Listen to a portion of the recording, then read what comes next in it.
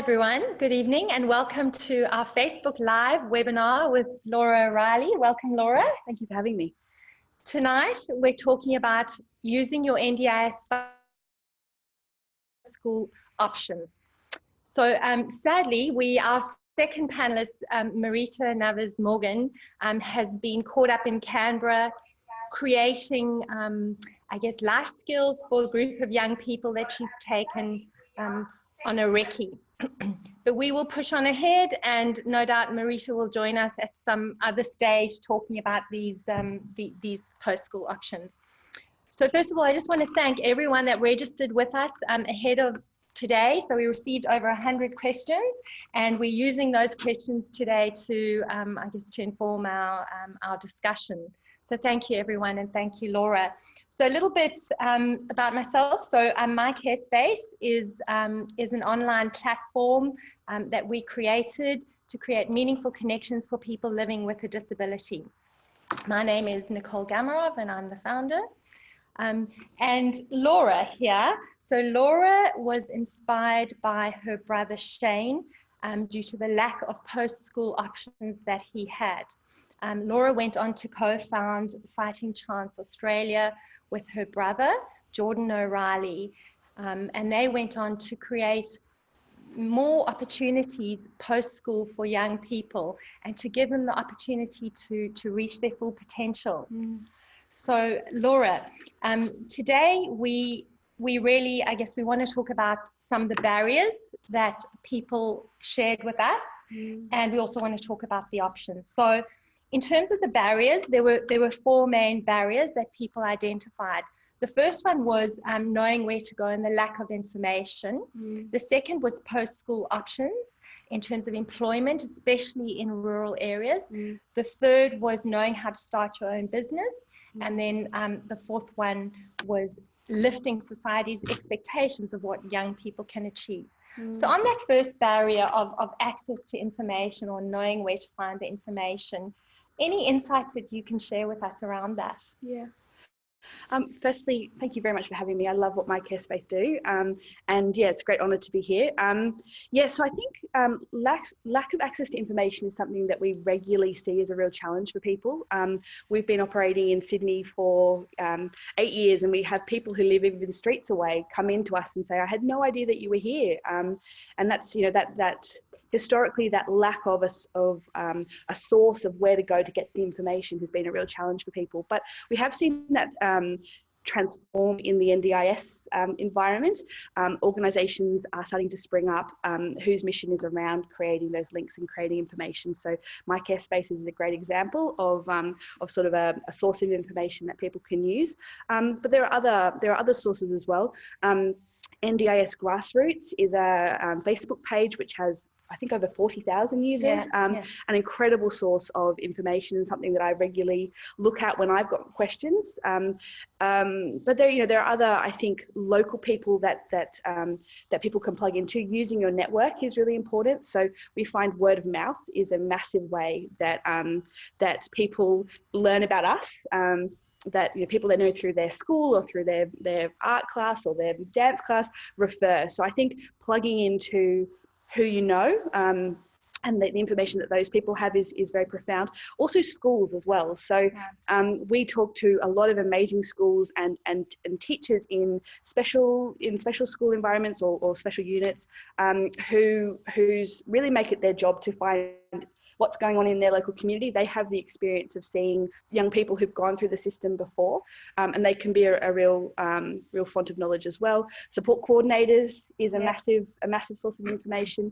And I think, if you're coming up to that transitional period, asking for support coordination in your plan for that year, for the express purpose of having someone with you to help you navigate what is a very massive transition, is a really good way of using NDIS funds to get the information that you need. So yeah, it's been exciting over the last 8 years that I've worked in this space to see how much the NDIS has transformed information sharing. Yeah, well, certainly all the feedback that we've got from people that we speak to is that the disability sector is hyper connected. So the first thing people say when they found something of value, they say it was word of mouth. So our advice would be get connected to the people around you.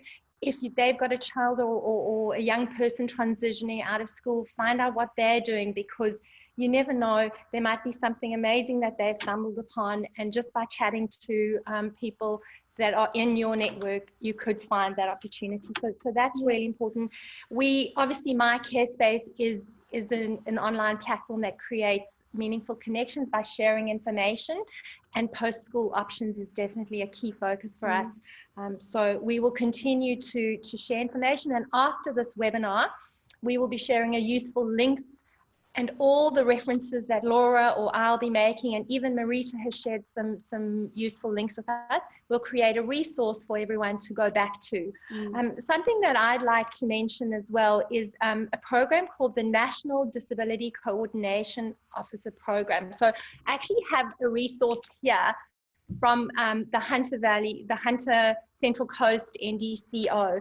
Now, this is a program that's a national Commonwealth government funded program, and the sole objective of the NDCO is to break down barriers for people transitioning from school to employment or tertiary education. So this particular toolkit, for example, is over 40 pages. It has 40 pages of organizations that can assist in terms of school leaving, either skills development or in terms of email lists. Then it has a list of NDIS registered service providers that can help with SLAES and other of those types of categories, and the list goes on. So there are 31 of these NDCOs all over the country. Find out which one is in your region and get connected. I think the other thing to mention, and I'm pretty sure that those guys do, but I know that there are lots of different organizations that host expos, post-school expos. Yes. So we, you know, everywhere that we are in, we find where's the local expo, when's it on? They're often on in September, October. They're great because all the providers in the area come to that venue and really want to tell you what they do. So tapping into where your nearest expos are is another really good way to get information. Yeah, no, I couldn't agree with you more. I think that's really important. So in terms of the lack of meaningful employment opportunities, that was another barrier that people identified. So Lauren, in your experience, what are some of the things that people can do, especially in rural and regional areas, to overcome that barrier? Yeah. The thin market in rural and regional communities is a really big challenge, and in a market-driven mechanism like NDIS, it can be can be especially challenging. In my experience, there's a couple of ways that people in rural and remote communities can access good post-school options. There's a couple.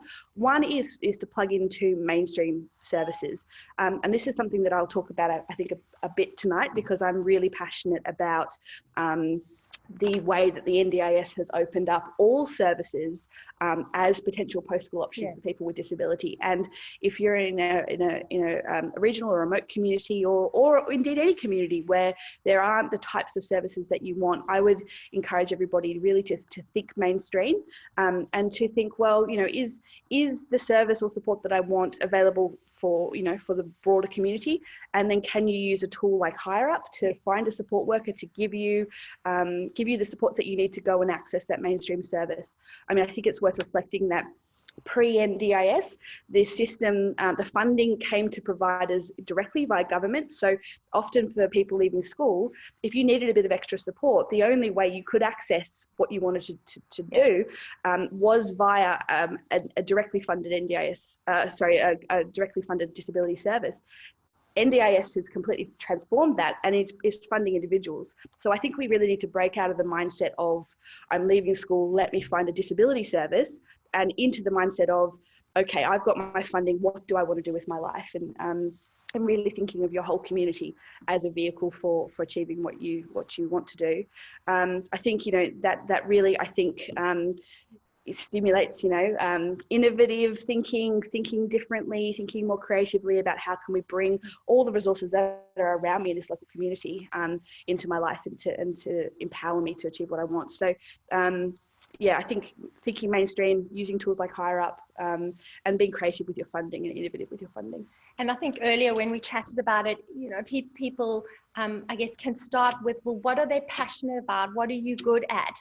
And then think, well, mainstream. Don't necessarily think about NDIS. Think about how can you leverage your skills? How can you leverage your passion to do something that you enjoy, that can lead to a career? And we spoke about that in terms of knowing what your passions are and your skills, and then moving down that route.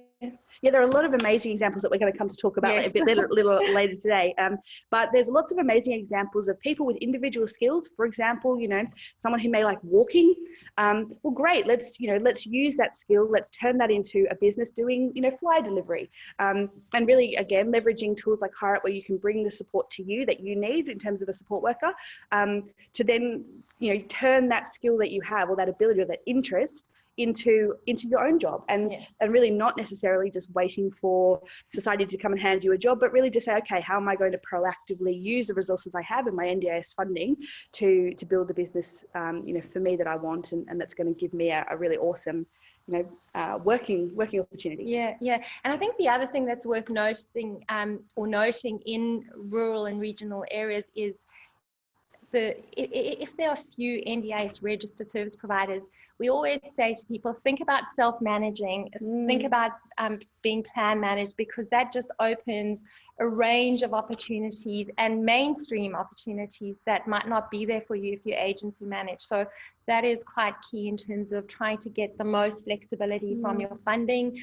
Also in terms of your actual funding that you get from the NDIS, again, we'd go back a step and we'd say planning is really, really important, because if you do the planning and the pre-planning, it then means that the funding that you get through your NDIS plan gives you a lot more flexibility than if you haven't done the planning. So I guess that is a little bit of kind of, it's the obvious, but we still see people coming to us and saying, well, we've got our plan, but I don't have anything in capacity building.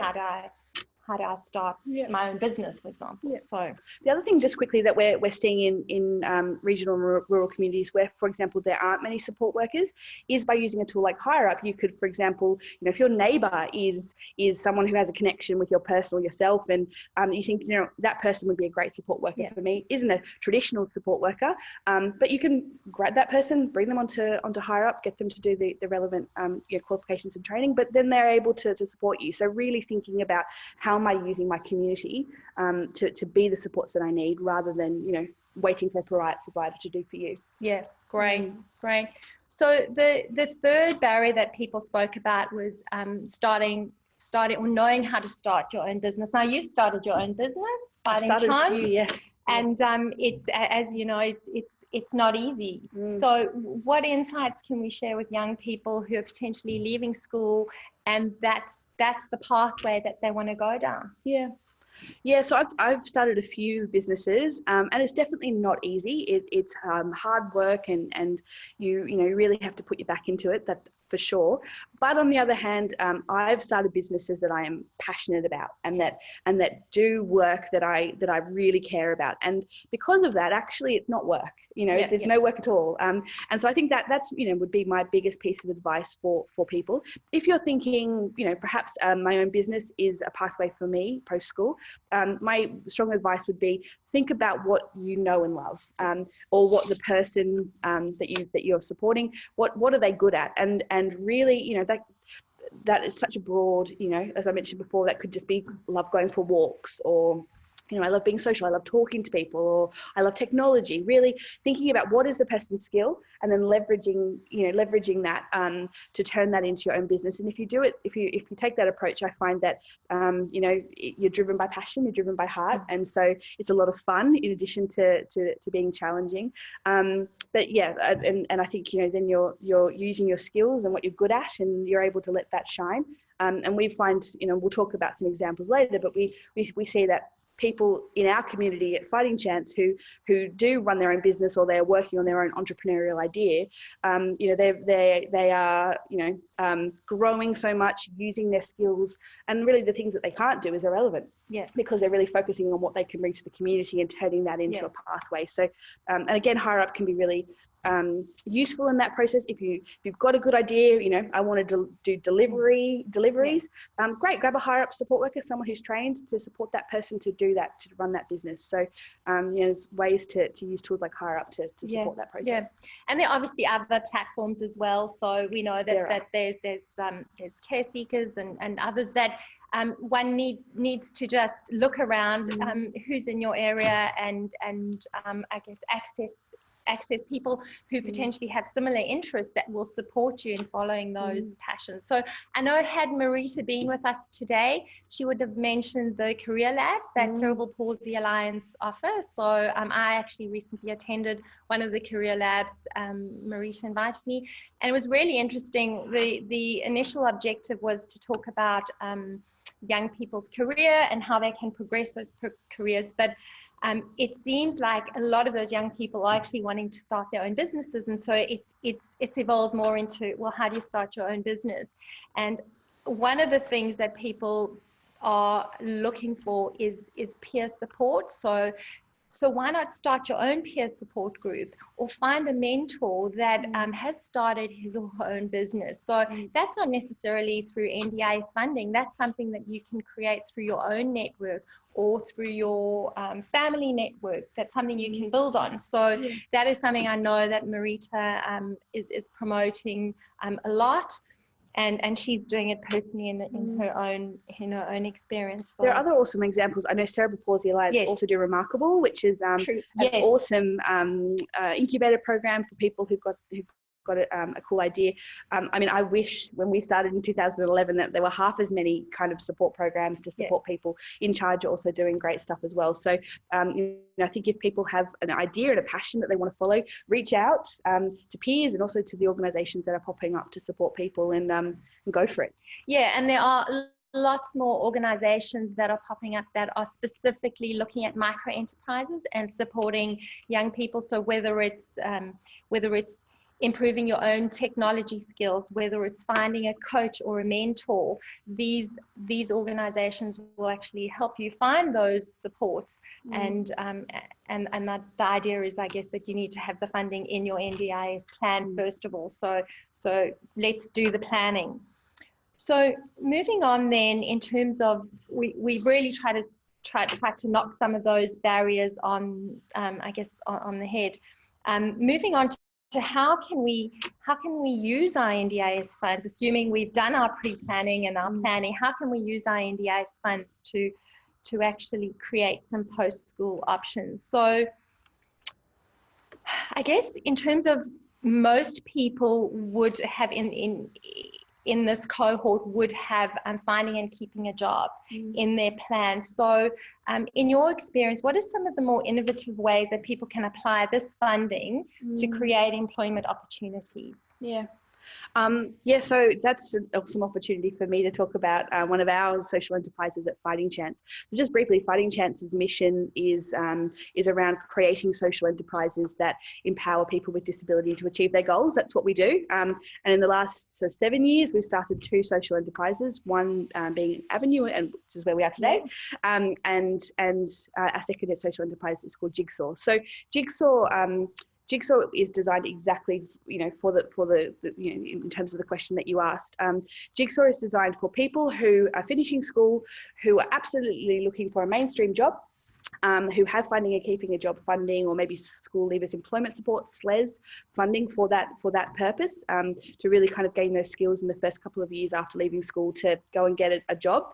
And how Jigsaw works is, Jigsaw is a business. Jigsaw is an information management company. We provide digitization services to companies including Westpac, including BT, Coca-Cola, AMP, a whole array of different companies.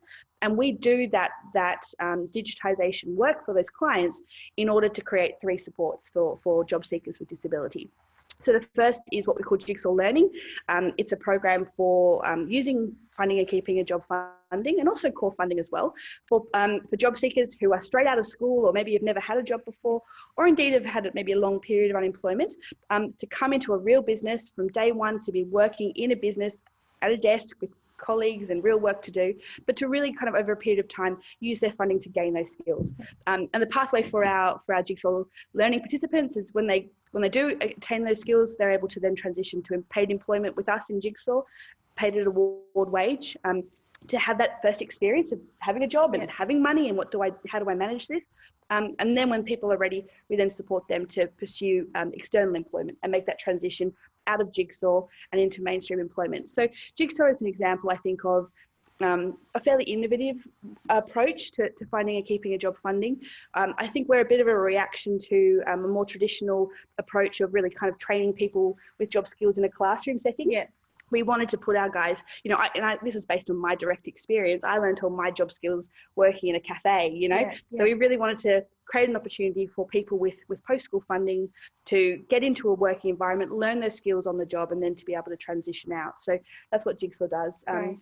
Our second social enterprise, Avenue, is a co-working space using micro-enterprise, using the sharing economy to create employment pathways for people with more profound and severe disability.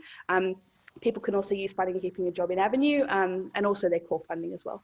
Great. Okay. So that's important. I mean, in terms of the different line items that people have in their plans and how they apply them. So, so it's core and it's capacity building. Yes. Right. Okay. Yeah. And I think it's really important for people to understand that the whole point of NDIS is that you can use your funding flexibly, and they really, there's a lot of support from that for the agency. So we find that people, over the first couple of years out of school, start to, interchangeably use their funding and keeping a job for this, or the capacity building for this, or their core for this, and really kind of mix it up to get the combination of supports around them to achieve their goals. That's great. Thanks. So in terms of socializing, we also wanted to talk about social post-school socializing, and that's really important, right? Because today we talk about work-life balance, but really so many of our friends we make at work, and so many of our social engagements are a kind of flow on after work. So what are some of the ways that your organizations are helping people socialize or developing those social networks? Yeah, so as I mentioned, we have two social enterprises. So I mentioned Jigsaw, and traditionally people who are really kind of pursuing that mainstream job head for Jigsaw. People who, our second social enterprise is Avenue, and Avenue is designed for the cohort who have, who want to work but also want to socialize.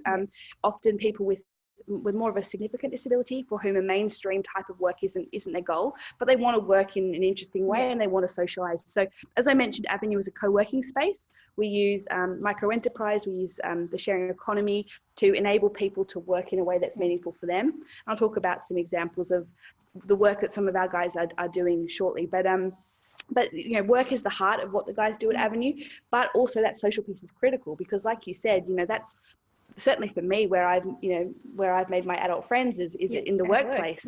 Absolutely. I mean, we spend more time with our colleagues and our family, right? So Avenue within the co-working space, the guys can work in ways that are meaningful for them. Like I said, leveraging micro-enterprise, but then we have this big social focus as well. So supporting the guys after hours, on the weekends, and indeed during the week to use their core funding to go out and socialize with peers. The Avenue, I suppose, difference is that we really have there's a lot of social programs in the sector that are quite structured, that you have to go along and do the social activity that's on the roster. In Avenue, it's really focused on what do you want to achieve and kind of putting people together based on social interests. So if two people want to go rock climbing, awesome, let's go do that. If someone else wants to go to the movies, no problem. So really that really flexible approach, but focused on bringing people together who have shared social interest. And we did a film at your botany branch, I think for World Autism Day, and it was clear to me there, I guess the friendships that can develop where you have people working in teams to achieve a similar goal, and that goal is to make a profit from the products that they're selling. So but I think just beyond Fighting Chance, beyond Avenue, there's so much interesting stuff happening in the social space. The traditional model of a traditional social program, again, where you jump on the bus and everyone goes to the same activity, that's really being broken down by NDIS. And I mean, some examples that we could talk about, Healthy Change Challenge is a really awesome project up in Newcastle, I believe, that really focuses on health, on diet, on eating, eating well and shopping, being physical, exercise, mindfulness, yoga. There's a really interesting slant on social participation, and also focusing on training guys and the skills around that, training people to be a personal trainer, to then use that as a pathway to work. So again, bringing the idea of work and social together into one project. Another, awesome example is, and we were talking about it earlier, Bus Stop Films, really enabling people to use their interest in drama in a really sort of, in a really meaningful way, and to make films and to, and awesome. Just to jump in there, so for those of you that don't know Bus Stop Films, they have they create inclusive films, and all the people working on the films, the actors, the producers, they're all I guess people from disadvantaged backgrounds or people living with a disability. And more recently, they have become NDIS registered, which is really exciting. So now they have a 1-year course that young people that are interested in making films, that are interested in learning all the other skills that go into I guess acting, they can join the program. So it's an annual program. You can use your NDIS funding, so innovative community supports. The other alternative is you can find a service provider that may partner with Bus Stop Films, and you can access your funding using your service provider if they are happy to partner with Bus Stop Films. Bus Stop Films are having a taster workshop in Parramatta in November. So if you're interested in filmmaking and you think this might be a new career path for you, please go along and join them, and that'll be included in our links. But another example is a great friend of mine, Randa Havelry. She started a speaking platform called Autism and Me, which is an opportunity for young people with autism to get up and talk about their own personal experiences. And just today, she was telling me how this has created an opportunity for a young guy who was speaking at her Sydney event, and he got an opportunity to speak at the University of Notre Dame. So great example of using your network. This young guy is obviously passionate about talking, and he's now creating these opportunities. So just to jump in there, but I know you've got a couple of other success stories. So if you're happy to share them. Yeah, absolutely. I mean, I think for me, I think, again, we talked about this earlier, the traditional paradigm of, okay, I'm leaving school, I'm thinking community participation is my pathway, I'm going to find a provider. NDIS has really broken that down. And I'd really encourage people that if your passion is cooking, you don't have to go and find a disability service provider that offers cooking. You can just go to a mainstream cooking class, with a support worker to assist you. So, again, really encouraging people in that social sphere to think mainstream and to think, what are my social goals? I want to do rock climbing. Great, let's go to the local rock climbing centre and really engage, in just the mainstream program. So, I think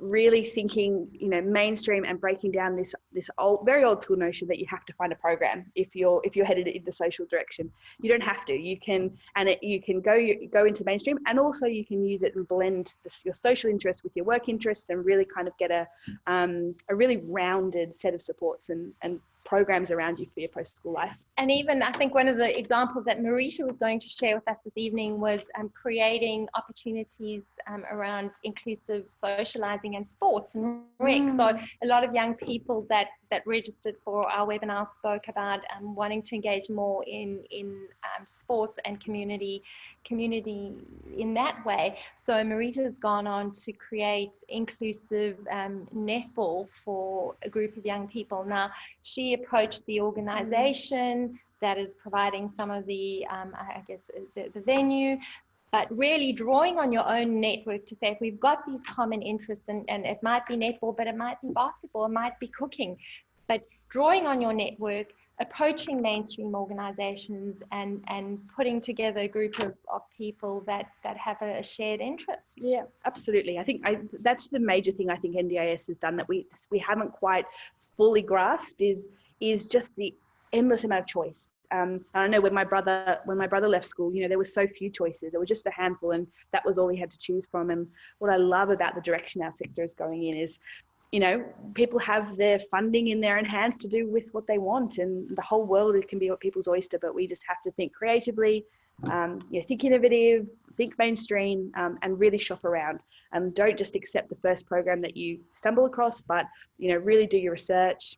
You know, using tools like MyCareSpace, you know, do your research, understand what you're looking for, and really go out and find it in community. And if it's not there, create it. I love that. Yeah, for sure. And I guess one of the other examples, so if we're looking to engage more in the community, a great example that actually just happened today is volunteering. So of course, when we're looking for employment, we want paid employment, but sometimes there needs to be a middle step. So we can't necessarily get the job that we want first up. Just this morning, I was called by a volunteer organization who is applying for some government funding, and that funding will go towards training young people with disabilities to use a two-way radio. So they're an emergency rescue organization. They're looking to apply their funding to train up a group of young people with disabilities. But the benefit for joining a program like this, right, you won't necessarily be paid for that volunteer work, but it'll give you skills that you can apply to other environments, and that could lead to the job. So I think sometimes it's important to realize that you might not get what you want immediately, and there might be some stepping stones. And volunteering is often a great opportunity to demonstrate what you're capable of, to develop skills and to develop a network. So I think it's definitely worth considering. Definitely. Great. One of the other organizations that we spoke about in terms of building your own business and developing your own skills is Mind Your Business. So Libby Ellis, some of you will know from In Charge, has started an initiative called Mind Your Business. And again, this is an opportunity for young people wanting to start their own micro enterprises, but not necessarily having the confidence, skills, or the network to take that plunge. They will walk you through the process, and I guess it's a process of hand-holding that can be funded through the NDIS. So the best thing there is to get in touch with Libby Ellis from In Charge, and again, that will be in our useful links. But the idea is you identify what are the gaps in your skills, what are the goals that you want to get into your NDIS plan that will specifically allow you to start a business. So it might be increasing your tech skills, or gaining a mentor or a life skills coach, or improving your communication skills, or learning how to sell. So these are some of the things that Libby and her team will help people, I guess, develop. But you had an example there, I think, was it? Adam's Apple. Yes, yeah. So one of my favorite stories of someone who, a young man and his mum who've I guess really taken the initiative to create a business is Adam's Apple. So Adam is a young man with autism. And he's got a passion for driving and for delivering things. So with his mum, they created a business called Adam's Apple, and he does fruit deliveries. And I just think that's such an awesome example of, again, working out what are your skills, what are your interests, what is the person passionate about, what are you passionate about, and then working out how can we use that in the economy and turning that into an enterprise. Those guys are very entrepreneurial. My understanding is that they did it, they really took the leap and did it themselves, and we know that is challenging. So In Charge, as you talked about, offer awesome supports, but Avenue is also designed for people who have an interest in starting their own business but need a bit more support. So as I mentioned earlier, Avenue is a co-working space. Within the co-working space, we have working teams based around interests. So here in our French's Forest office, we have a team called Avenue Pets who use online platforms like MadPaws to do pet sitting. So people who've got a passion for dog walking can use that platform to sort of run not their own business so much because it's within the Avenue cohort, but it's really driven by individual interest. And one of those, another team at French's Forest is our Avenue Drops team. So they do fly deliveries for local real estate agents. So within the context of the co-working space, taking people who may not have the initiative or the interest in really going it alone, but within the co-working space, getting the support and the structures to really kind of explore setting up their own micro enterprise and using that as a pathway for work and for social. And we're opening Avenue in Parramatta in the next few weeks. Exciting. So we're really excited to be bringing the Avenue model, the co-working space, to right to the heart of Parramatta, and to be offering that opportunity for people with more significant disability to really kind of go after their interest in that supported environment. Great. And one of the barriers, I guess, coming back to the initial discussion around barriers, was society's expectations. How can young people change society's expectations? And are you seeing that through these programs and with the development of skills in terms of whether it's a micro enterprise or whether it's an online business, that people are developing confidence and developing skills that are allowing them to demonstrate what they're capable of? Absolutely. I think just even you asking that question, it gives me goosebumps, because I think one of the biggest mistakes our society makes is underestimating the potential of people with disability. And I saw that so much in the life of my brother. He had profound physical disability, he had cerebral palsy, and also a moderate intellectual disability. And society really assumed that he couldn't do so much. And as the people who grew up next to him, his family, we saw all the things he could do, and he was incredibly capable with technology and with computers, much more than me in the early 2000s. So we knew that this assumption that society had made about him based on a superficial assessment was completely wrong. He could do so much, he just needed the right structures and supports. And I think it was Shane's I suppose life experience that led to the creation of Avenue, and we're seeing that now, and we're starting to see that the work that our guys are doing in community every day is changing those expectations. And a cool example of that is one of our teams, our work teams in the Avenue co-working space is Avenue Gigs. So we use Airtasker to go out and find really cool jobs, maybe put together a piece of IKEA furniture or deliver something or pick something up that the guys can use their skills to go out and do.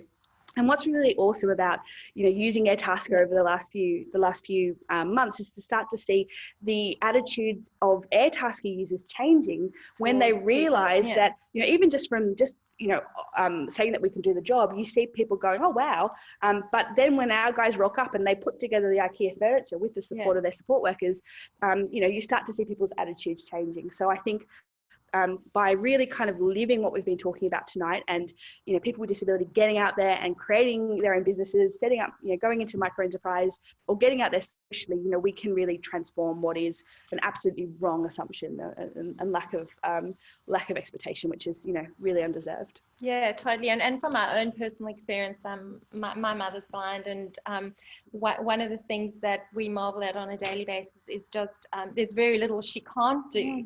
So we don't even think of her as being blind. Every now and again that puts us in a dangerous situation or puts her in a dangerous situation. But I think for the most part, it means that she lives an incredibly fulfilling life.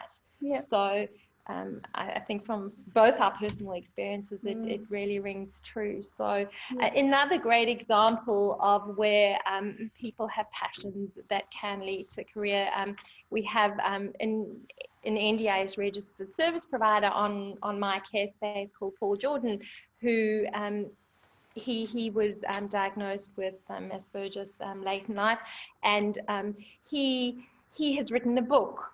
And he has obviously very talented in linguistics, and he has combined his lived experience and his knowledge of linguistics, and he's written a book called How to Start, Carry On and End Conversations. And he is now supporting young people with disabilities, with autism, developing social skills, and it's combining that passion, that lived experience to help others. So another great example, and we're really just touching the surface, and hopefully we will get Marita back here to share with us her experiences. I know Marita's doing a lot of work around developing peer support groups, and I know the NDIS is funding some peer support groups, and I can only foresee that more and more funding will go into those types of networks. So if you haven't found what you're looking for, if there isn't an existing Facebook group that suits your needs, create one. I think yesterday when I looked at the number of NDIS related Facebook groups, it was more than 30. So that gives you an idea of the value of connectivity. So get out there and create your own peer support group or Facebook group. So I guess we're now at that point where we can really wrap up and let people know that if they have any questions, I'm not sure if any questions have been sent through. We certainly have tried to incorporate the questions that people asked in this discussion, but MyCareSpace being an online platform that makes information more accessible, we will be sharing any examples, any links, any programs, so the NDCO and all those programs will be shared on our platform probably tomorrow. So we have just been given some questions that have been shared with us on Facebook. So right, so maybe that one for you, Laura, and I can talk about that one. Yeah. So the question is, what's the difference between SLES and finding and keeping a job? So, SLES is a part of the finding and keeping a job category. So there is a finding and keeping a job is a whole category. SLES is one type of funding that sits under finding and keeping a job. SLES stands SLES. Stands for School Leavers Employment Supports. So SLES is the replacement of the old transition to work funding that we had before the NDIS. It is a package of funding for, generally speaking, 2 years to enable someone who's directly left school, so school leavers, to go and access a 2-year program to really attain those the skills that they need to kind of pursue whatever their employment pathway is. So as I mentioned before, there are lots of actually it's been really great to see in the last 6 months how many interesting types of SLES programs are starting to emerge, which is awesome. But often there's lots of providers who provide sort of classroom-based instruction in jobs, in employment skills. Jigsaw is an example of a model that's trying to provide those work skills in a job. So we do it a little bit differently. But there's also, I've recently seen Aspect, for example, do an awesome, I think 6-week program that's really intensive job skills for people with autism and supporting people then to find their post-school pathway. So if you or your person is leaving school in the near future, SLES is definitely one to ask for. Like I said, 2 years of funding. Funding and keeping a job is a bit more broad. People can get funding and keeping a job funding who have been let out of school for a longer period. And lots of our Jigsaw cohort have funding and keeping a job funding for maybe an hour a day of one-to-one mentoring or a little bit of support here or there to really sustain and maintain their employment. Right. I think the key though for and we've got a couple of other questions that are similar. The key thing is, it always leads back to the goals that people set and speak about in their planning meeting. And just to give a little plug for our next webinar is going to be setting NDIS goals, because this is probably the first one we should have done, but through the series of webinars that we've done around the NDIS, they all lead back to the same place. Because if people don't have SLES in their plan, or they don't have finding and keeping a job in their plan, they really are stuck, and we all know that a plan review takes longer, is more involved than we'd all like to think. So it really all leads back to understanding what it is that you want to achieve, and the goals that you set, and all the language that the NDIS, I guess, is wanting us to use. So that's important. Speaking to Kay Dean from the NDCO in the Hunter region, they have a little timeline around when people should start planning. And if you have a young person that is leaving school, fairly soon. They recommend that you start thinking about it in year 9. Now, it seems really early, but as we all know, the more research we do, the better informed we are, the more options we have, right? Absolutely. Yeah, I think that research piece is critical. And I think the order of the webinars is kind of ideal, because the first thing to do, I think, is to think. What does my future look like? What do I want to do? What would be the ideal thing for me to do post school? Go out there, talk to providers, talk to mainstream providers, work out what you want, and then you go into that pre-planning process. And if you really know what the end goal looks like, you can then really zoom in on, okay, this is the funding that I need. And at Fighting Chance, we have people who want to come to Avenue or to Jigsaw next year who start, come to us even in September and ask for a support letter, that if my person was to come to you on these days, what funding would they need? And we can give them a letter so that they can then take that to their planning and ask, this is exactly what I need, and take, a number of those letters to get their full week of activities sort of together. So I think, researching, as you said, thinking, being creative in your thought processes, and then really kind of zooming in on, okay, what funding do I need to achieve that, and do that pre-planning. Great. I mean, one of the questions that we've got from Facebook is, how do I turn volunteer work into paid employment? And it's a great question, and I think it's one that is really dependent on, I guess, how passionate are you about the volunteer work that you're doing. So if this is going to be a stepping stone to paid employment, choose something that you're passionate about, choose something that you're going to shine at. So if it's cooking, then find a volunteer opportunity where you can knock the socks off that organization with the objective, the specific objective of developing skills that you haven't previously had, thinking about your skills gap that you need to close to get to paid employment, but also thinking about the references that you could get. Now, we all know one of the key pieces required to getting paid employment is getting good references. So one needs to be strategic in terms of, you're doing the volunteer work with 3 or 4 objectives in mind. So the one might be to bridge that skills gap. The second might be to build a network of people in that hospitality or catering sector, and to give an example. And then the third will be to get a great reference, the best reference that will guarantee you a job. So of course there are no guarantees in life, but I think in terms of taking on volunteer work, that would be my advice. What about you, Laura? Do you have anything to add there? I really agree with what you said about choosing something that you're passionate about. When we started Fighting Chance, my brother Jordan and I were both volunteers.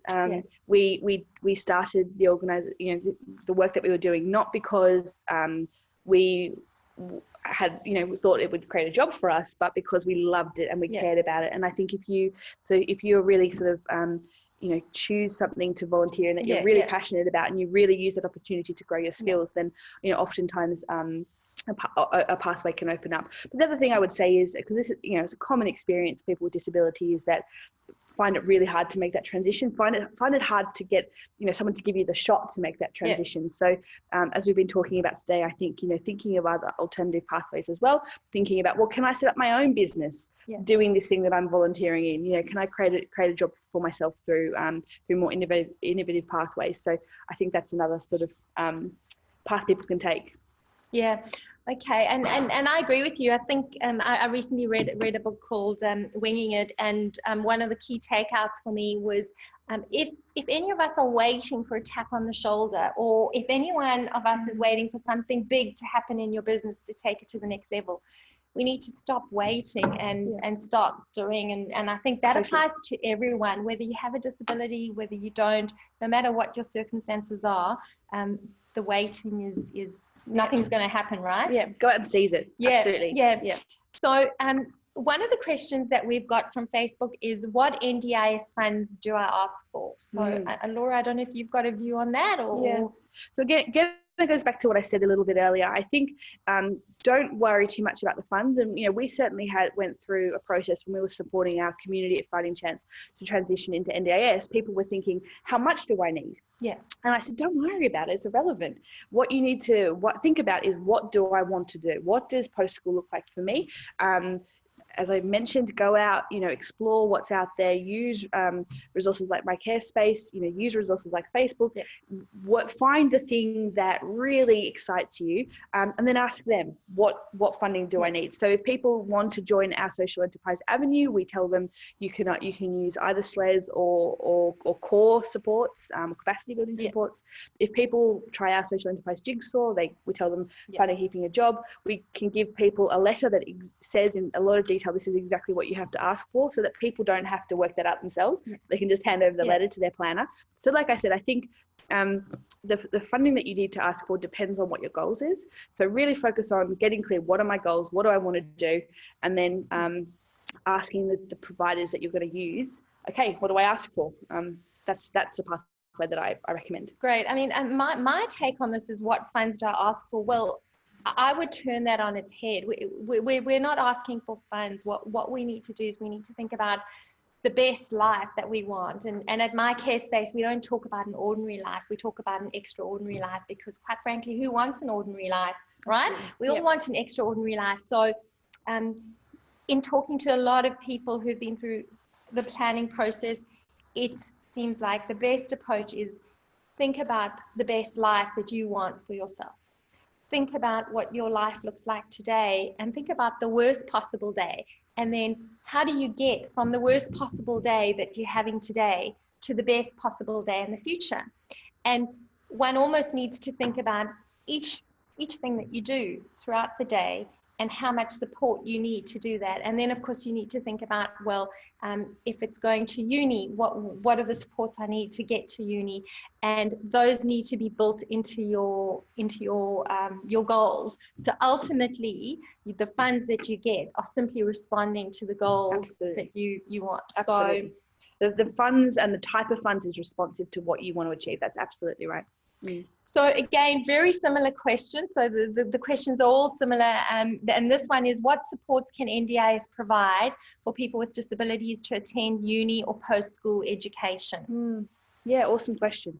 So again, if going to uni is your goal, but you need maybe some support with personal care while you're there, or support with support with accessing, transporting to and from uni or whatever, you can definitely include that in your goals and ask for the supports that you need. So I mean, I can think of a family friend of mine who went to uni up in Queensland.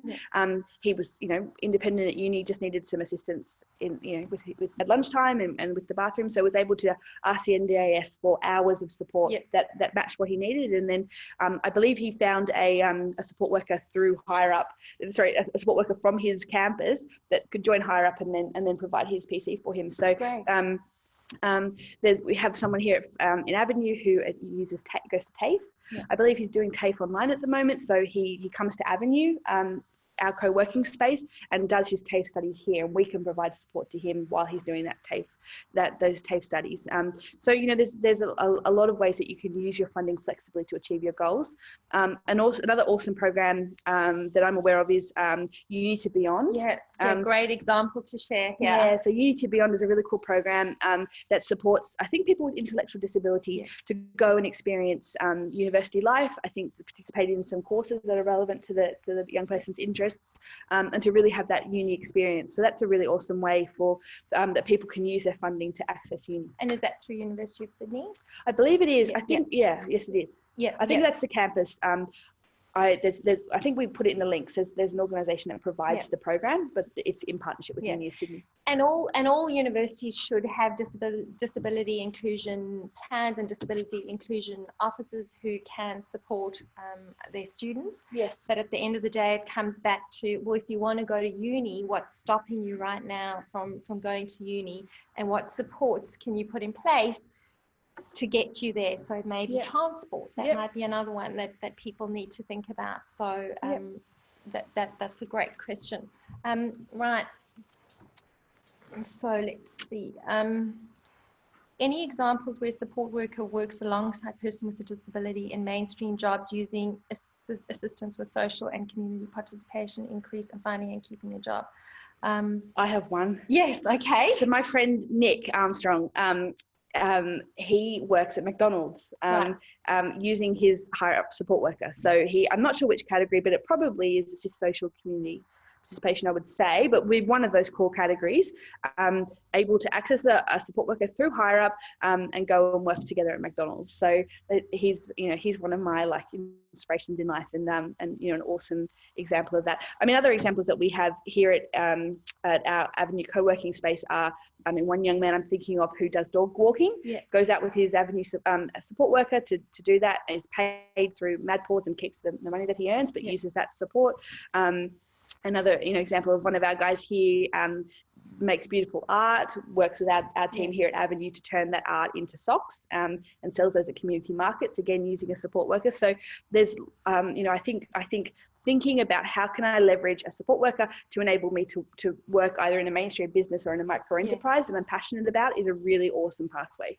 And I mean, I know a couple of parents and families who have a young artist in their family, and that's their passion.